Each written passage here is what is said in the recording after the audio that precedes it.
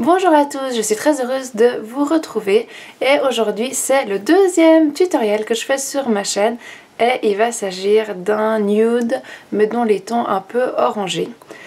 J'ai utilisé essentiellement sur les yeux des produits MAC et pour le teint les produits Bobbi Brown, mais je vous montrerai tout ça en cours de vidéo.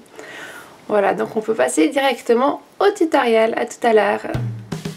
Je commence par appliquer la crème phonétique, donc qui fait à la fois crème hydratante et base de maquillage. Ensuite, je recourbe mes cils et je vais appliquer une couche de mascara.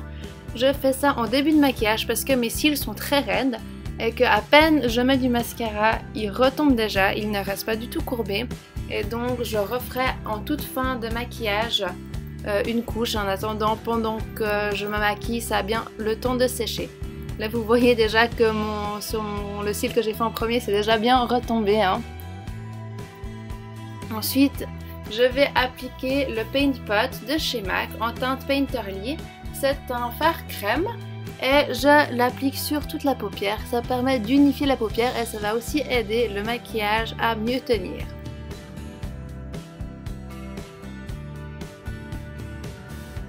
Ensuite, je vais prendre le fard Kiko, c'est le 204 et je vais l'appliquer à l'aide d'un petit pinceau plat sur l'ensemble de la paupière mobile.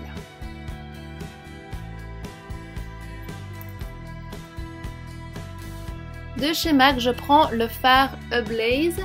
C'était une édition limitée d'été, de printemps, il y a je pense 1 an et demi. Et donc je l'applique dans le creux, mais dans le creux supérieur, on va dire juste en dessus du creux et en insistant bien sur l'extérieur pour faire plus d'intensité à l'extérieur et de plus en plus estompé en allant à l'intérieur de l'œil. Ensuite, c'est le fard Espresso, également de chez MAC, que j'applique avec un plus petit pinceau et celui-là par contre vraiment dans le creux de manière à ce que le halo orange qu'on a fait avant continue d'apparaître.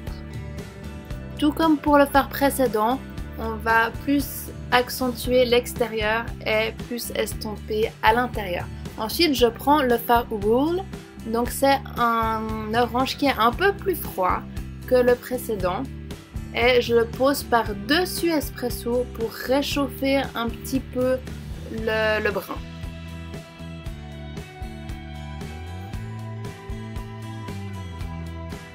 Finalement, je prends le fard Kid, donc c'est une couleur de transition. Si je ne me trompe pas, ils ne la font plus, mais vous pouvez très bien trouver d'autres couleurs de transition, que ce soit chez MAC ou dans d'autres marques. L'important c'est que ça aille avec votre carnation. Et donc je le mets en dessus du orange du premier qu'on a mis pour vraiment faire une transition qui soit floue. Et finalement, en tout dernier, je prends le fard Vanilla.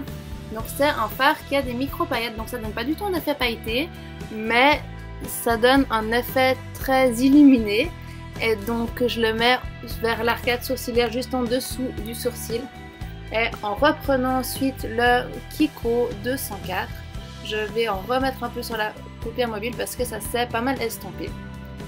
Ça c'est de nouveau le fard Espresso que je vais appliquer juste au coin externe au niveau de la paupière mobile pour accentuer un petit peu. J'en ai maintenant terminé avec les yeux et je vais passer au teint en appliquant l'anti-cerne de chez Bobbi Brown en teinte Light Peach. Donc en fait c'est une couleur qui va permettre de neutraliser la couleur de la cerne. Je l'applique en tapotant bien avec les doigts longtemps pour avoir vraiment un effet le plus naturel possible et qu'il se fonde vraiment bien avec ma peau. Et par-dessus, je mets donc cet autre correcteur qui est en teinte beige et qui lui a la couleur de ma peau. Donc une fois que la cerne est atténuée et neutralisée, on va appliquer la même couleur que la peau. Donc pareil, en tapotant avec le doigt longtemps jusqu'à ce que le fini soit vraiment naturel.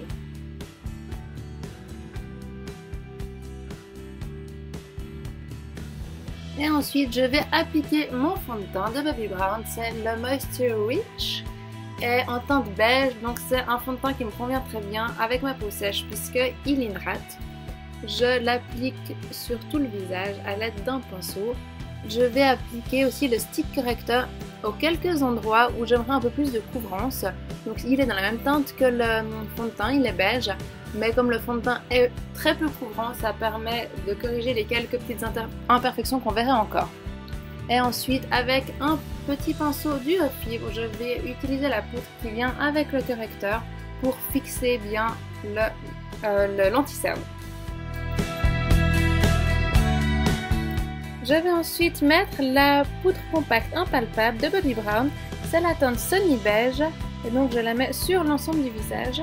Après quoi, je vais utiliser le blush qui était dans la collection de cet été chez Bobbi Brown, Surf and Sand, et donc j'utilise le côté foncé pour le bronzer et j'utiliserai le côté clair pour le highlighter, c'est la teinte bronze. Pour terminer avec le teint, j'utilise de chez MAC le Ocean City, le blush, et c'était dans une édition limitée qui s'appelait Proenza Schuller. Il me semble que c'était il y a 2 ans. Pour mes sourcils, j'utilise le fard de chez MAC qui s'appelle Coquette. Je l'applique avec un pinceau biseauté et je ne commence pas tout à l'intérieur du sourcil puisque je n'aime pas quand la tête est trop marquée. Donc je fais l'ensemble du sourcil et à la fin, avec le peu qui me reste sur le pinceau, je reviens au début pour faire la tête du sourcil. Je passe ensuite avec un goupillon afin d'estomper tout ça et donner un effet plus naturel. Et je vais refaire mes cils, donc en commençant par les recourber. Et ensuite je passerai avec le goupillon, puisque comme il y a déjà du mascara, quand on les recourbe, ça a tendance à tout coller ensemble. Donc avec le goupillon, je décolle un peu tout ça et je remettrai une deuxième couche de mascara. Et donc après pareil de l'autre côté, je ne vais pas tout vous montrer, vous comprenez ce qui se passe. Pour le rouge à lèvres, j'utilise le Viva Glam 5 de chez MAC parce que je trouve qu'il donne un fini qui est très naturel, juste en rehaussant un petit peu la couleur des lèvres et en apportant un tout petit peu de brillant. Et voilà, mon maquillage est terminé, voilà un peu à quoi ça ressemble. Je vais encore enlever mon bandeau. Vous voyez que j'ai les cheveux mouillés, je les ai lavés juste avant, donc j'irai encore juste les sécher. Ce tutoriel est maintenant terminé, j'espère que ce maquillage vous aura plu. N'hésitez pas à me suivre sur YouTube ou sur les réseaux sociaux si vous ne voulez pas louper les prochaines. On se retrouve très bientôt pour une nouvelle vidéo. Au revoir!